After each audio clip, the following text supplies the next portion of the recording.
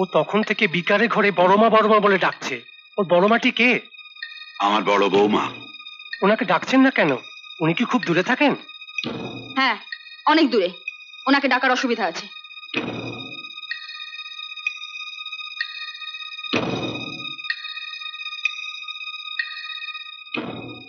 দিন কিছু খায়নি বলছেন, জ্বরও দেখছে 105-এর উপরে।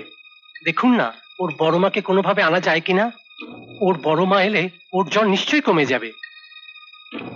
ওর বড় মাকে যদি ডাকবো তাহলে টাকা খরচ করে আপনাকে ডেকে এনেছি কেন? এমন ওষুধ দিন যাতে সেরে যায়। আপনি মিথ্যেই উত্তেজিত হচ্ছেন। কোনো খাবার না খেলে ওষুধ খেয়ে কোনো লাভ হবে না। ঠিক আছে, আপনি যান, আমরা সকালে অন্য ডাক্তার এনে দেখাবো। ও যদি কিছু খাবার না খায় কাল আপনাকে ডাক্তার ডাকতেই হবে, তবে তা ওর টেস্ট সার্টিফিকেট নেওয়ার জন্য। ডাক্তারবাবু, আপনার টাকাটা রেখে দিন, কাল ওর সৎকারে কাজে লাগবে।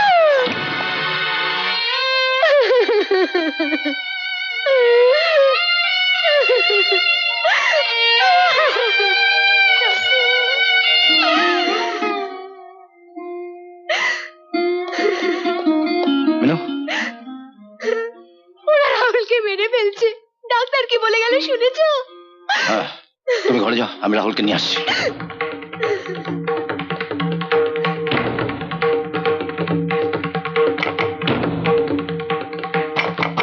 স্বপন, স্বপন, দরজা খোল। কি চাই? রাহুলকে দে। রাহুল তোমার ছেলে না। তবে চাইতে ইচ্ছ? কথা পারাস না, ওকে হাসপাতালে নিয়ে যেতে দে। ওকে না।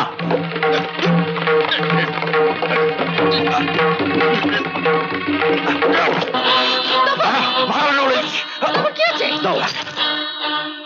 তুমি একে এভাবে বুক দিয়ে আগলে রাখলে আমি কিছু বলতাম না, কিন্তু তুমি একে বুক দিয়ে পিছে মারতে চাইছো, আমি হতে দেবো না। দাও একে। না, ওকে দেবো না, আমি ওর মা। মা হওয়ার যেই হল দিয়ে দাও একে। না। দেবে না? না। স্বপন, অনুকে বল রাহুলকে ফিরিয়ে দিতে, নইলে কি করবে? ওকে মারবে? হ্যাঁ, মারবো।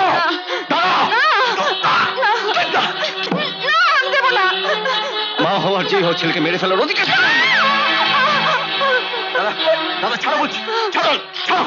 দাদা দেখি কিন্তু এখন আইন আদালত আছে। হ্যাঁ, ওখানেই দেখা হবে। বাড়িতে ফিরে নিয়ে যাচ্ছে কে?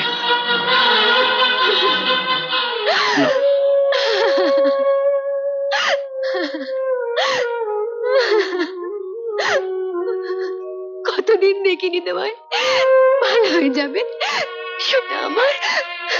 প্রদীপ, রাহুলকে ফিরিয়ে দাও। দাও বলছে। কি হলো, শুনতে পাচ্ছ না আমার কথা? বলছি ফিরিয়ে দাও। তুমি তো রাহুলকে ফেরত চাইছো, এখন তোমার বৌদি যদি সব ফেরত চায় তখন কি করবে? আমি কি নিয়েছি বৌদির কাছ থেকে যে বৌদি তা ফেরত চাইবে? কি নিয়েছো? আজ তোমার পায়ের নিচে যে শক্ত জমিটুকু, যার উপরে দাঁড়িয়ে তুমি লম্পঝম্প করছো, সেই জমিটা তোমার বৌদি তোমাকে দিয়েছে।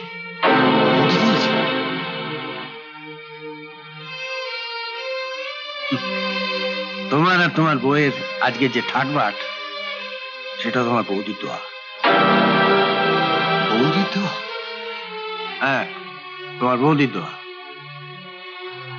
যেদিন তোমরা প্রথমে বাড়িতে এসেছিলে সেদিন রাতে আমিও এসেছিলাম এ বাড়িতে। সেদিন তোমার বৌদি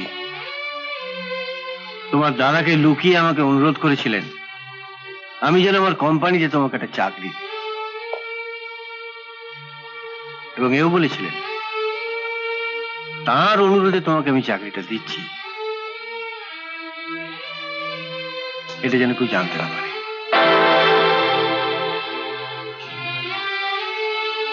তুমি হায়ার সেকেন্ডারি পরীক্ষায় পাশ করতে পারোনি জেনেও আমি তোমাকে চাকরিটা দিয়েছিলাম, শুধু তোমার বৌদির অনুরোধে। Yes.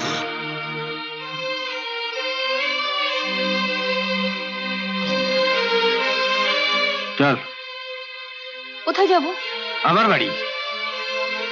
এত সুন্দর সুখের একটা সংসার ভাঙার কোনো অধিকার তো নেই। আয় আয়। যদি ভাঙতেই হয় তো আমার একটা সংসার আছে, সেটাকে টুকরো টুকরো করে ভাঙ। দাঁড়ান ভবতোষ বাবু,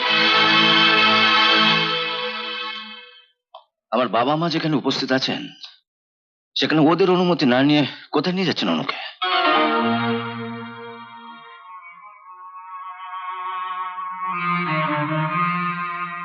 অনু আমার ভাইয়ের বউ। ও যদি কোনো ভুল বা অন্যায় করে তার বিচার করবে আমার বাবা মা, আপনি নন। যাও না, ওদিকে যাও।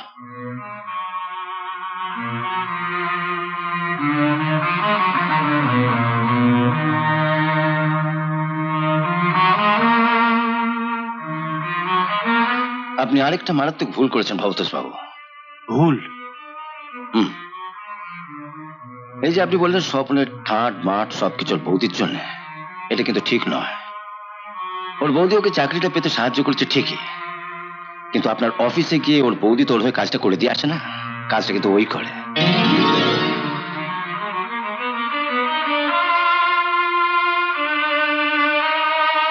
সকালে নাকে মুখে কোনো রকমে কিছু গুঁজে ভিড় বাসে গোঁতাগোঁতি করে আপনার অফিসে পৌঁছে সন্ধ্যে পর্যন্ত কাজ করেও মাইনে নিয়েছে। সুতরাং ঠান্ড বাট ওরই অর্জন করা, ওর বৌদির ধোয়া নয়।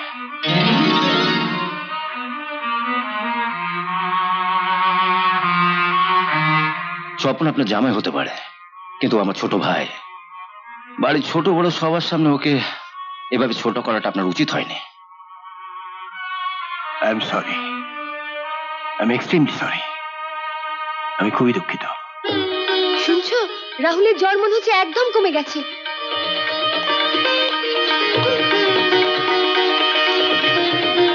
দাও, যাচ্ছিলে তাকে ফিরিয়ে দাও।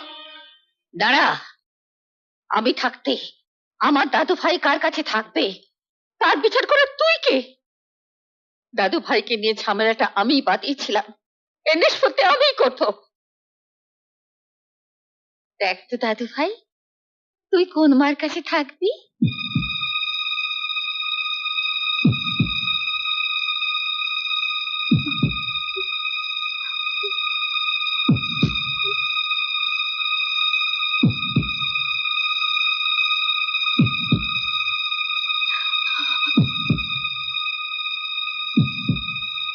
আমি বম্মার কাছে থাকবো।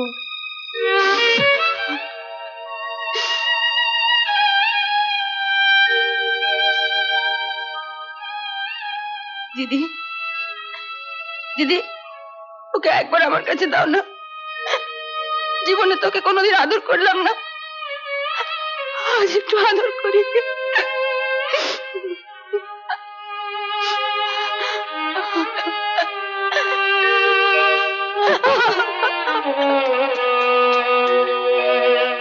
দিদি, আগে অনেক শর্ত করে ওকে তোমায় দিয়েছিলাম, আজ আজ সবার সামনে ওকে তোমায় দিচ্ছি, বিনা শর্তে। ও তোমার দিদি।